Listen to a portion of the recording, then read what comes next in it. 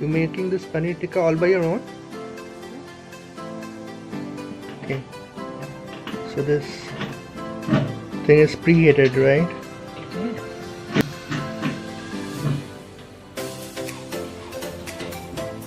Rotisserie up, rotisserie down, and rotisserie both.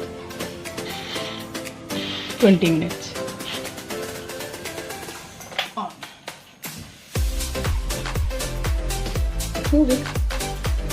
So you can see, guys, this is actually moving.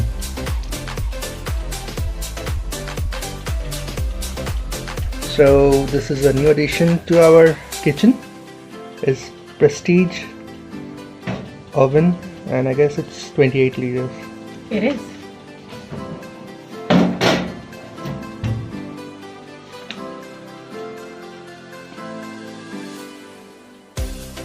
So how many minutes did you set the timer for? 20.